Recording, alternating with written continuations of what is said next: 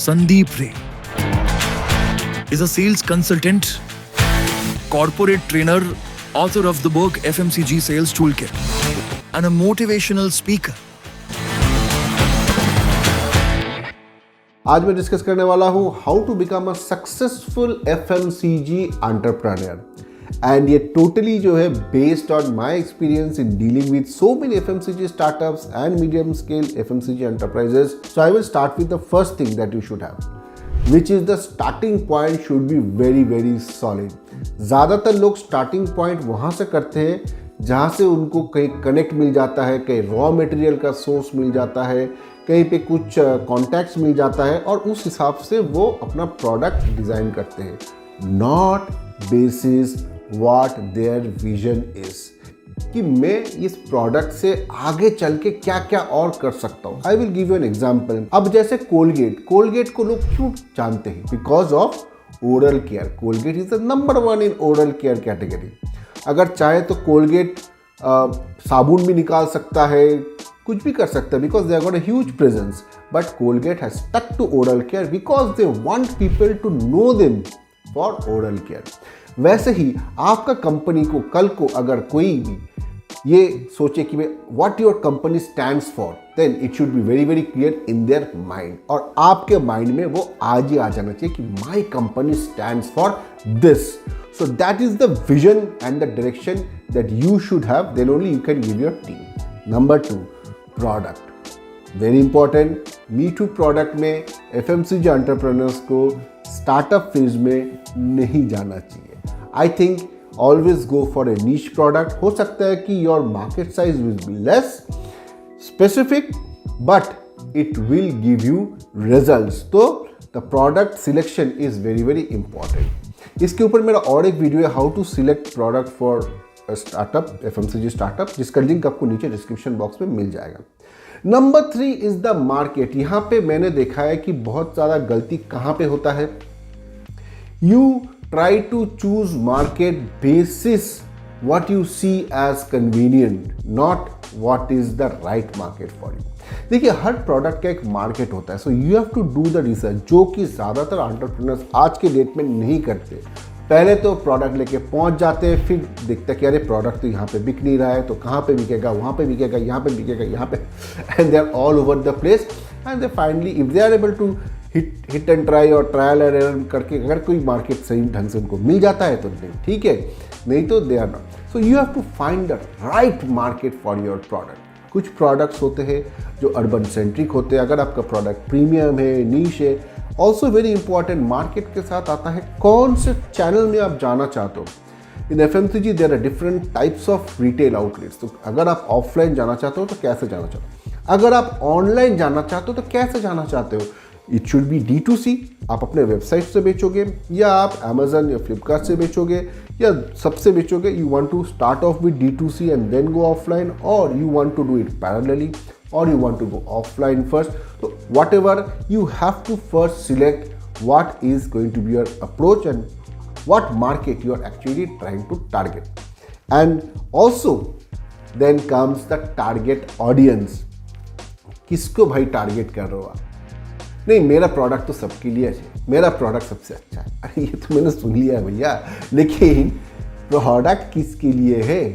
You have to be very very specific. अगर आपको कल को पूछा जाए, तो you ask this question to yourself. अगर आपको कल को पूछा जाए कि अपने प्रोडक्ट के लिए एक ब्रांड एम्बेसडर सोचो कि who is going to be the brand ambassador, advertisement में आएंगे वो कौन, किसको लोगे आप, तो how will you select that brand ambassador. उससे एक प्रोडक्ट का पर्सनालिटी आपके माइंड में आता है. So think from that perspective, it will help. And your target audience should be able to connect to that brand ambassador. आपका ऐसा नहीं है कि भाई आप यंग लोगों के लिए प्रोडक्ट बना रहे हो लेकिन आप अमिताभ बच्चन को हायर करिए. और अमिताभ बच्चन को हायर करने से कोई फायदा नहीं, because he is aged person, और आप करो कि अंडर 18 या अंडर 20 वाले एज ग्रुप को, तो it will not connect. So you have to really really really work on this and find out who is the target audience.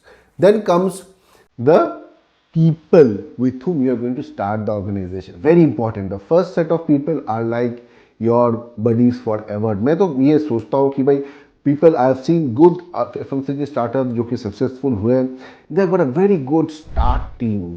और ज़्यादातर दे कॉम्प्लीमेंट ईच अदर। ऐसा नहीं है कि हर कोई हर डिपार्टमेंट में परफेक्ट है, कोई एक डिपार्टमेंट में परफेक्ट है, किसी के पास हो सकता है कि ability to create the product is there, किसी के साथ हो सकता है they have good understanding of marketing, किसी के साथ सेल्स का background. So everyone comes together and creates the startup team. And then comes hard work. देखिए, मैं हमेशा बोलता हूँ, हमेशा बोलता हूँ कि एफएमसीजी एक ऐसा इंडस्ट्री है, एक ऐसा इंडस्ट्री है जहाँ पे लक नहीं चलता है भाई। लक नहीं।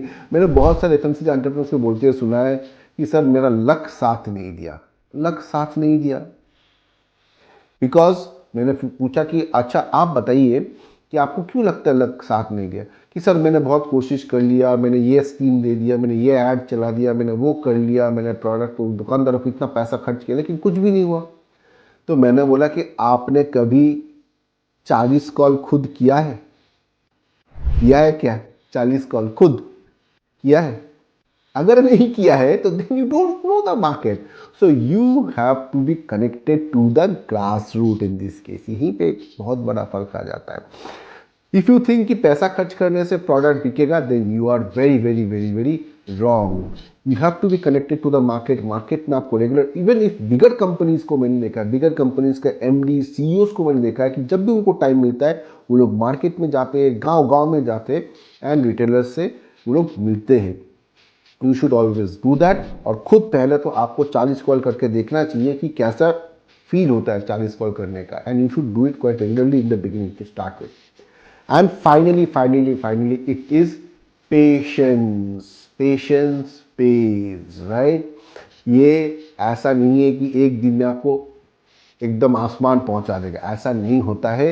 You have to be patient with what you are doing. आपका प्रोडक्ट मार्केट में जाएगा, रिटेलर्स में प्लेसमेंट होगा, देन उसका ऑफटेक होगा, ग्राहक लेके जाएंगे, उसको पसंद आएगा, फिर वो लोग दोबारा आएंगे लेने के लिए। So this is the cycle, there is a time. And when you keep consistently going to the market, your discipline, your hard work, your perseverance will actually give the results. यहाँ पे hard work चलता है 99%, 1% might be luck, but 99% FMCG में तो hard work ही है।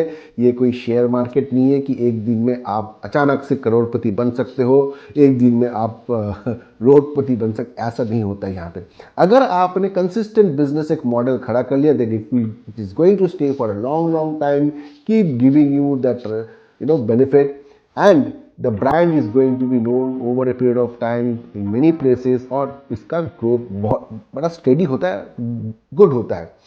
And if you want जल्दी result, quick result, कि भाई आज ही कुछ कर लूँगा, आज ही मैं करोड़पति बन जाऊँगा, आज ही मैं कुछ, तो then this industry is not for you. So hope I am able to share some nuggets of thoughts which I think is very very important for FMCG entrepreneurs. Please don't forget to like, share and subscribe. I'll get more videos. Thank you.